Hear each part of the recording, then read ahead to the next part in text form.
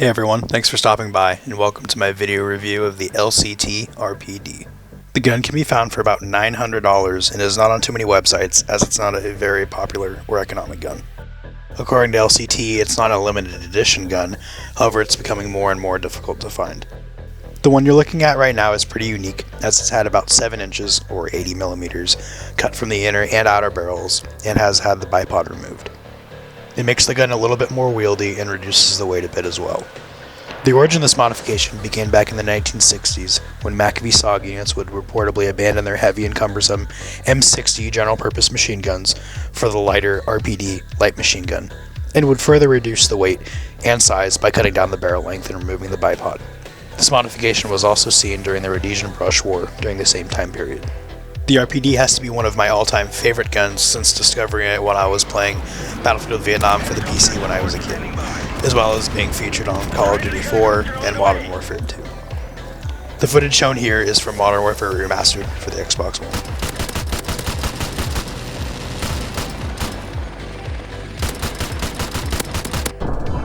So a little factoid I'm going to throw in here, the real RPD uses non-disintegrating belts. So what that means is when the belts fit through the gun, unlike the M249, the belt doesn't disintegrate into smaller pieces. The belt stays whole.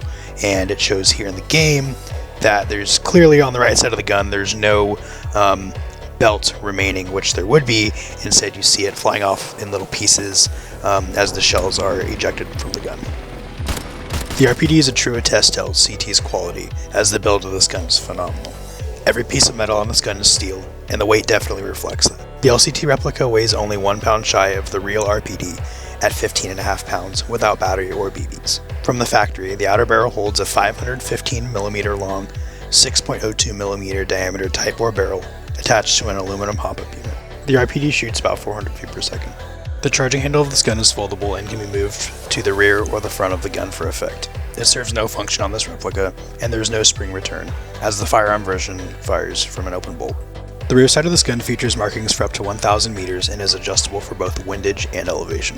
The front side is adjustable for windage, as well as adjustable for elevation by using your standard AK front side adjustment tool. The top cover can be opened to reveal the gun's gearbox and the quick change spring guide that's accessible by an Allen wrench. The safety on this gun is activated by a lever, towards the rear position for safe and towards the front for fire. The gun only fires on full auto, there is no semi-automatic firing mode. To access the battery space on this gun, move the lever away from the plate on the butt of the stock and rotate the plate either way. I use an 11.1 volt 1000 milliamp LiPo stick with this gun, and it fits with plenty of room to spare. I'm sure you could fit a much larger battery in this gun as well. The magazine for this gun is a 2800 round auto winding magazine that is operated by 3 AA batteries. The magazine is completely made of steel externally, so it's fairly sturdy, though the metal is somewhat thin, so I wouldn't go throwing this thing around. Turning on the magazine begins with swiveling the metal bar out of the way so that the rear plate of the magazine can swing open.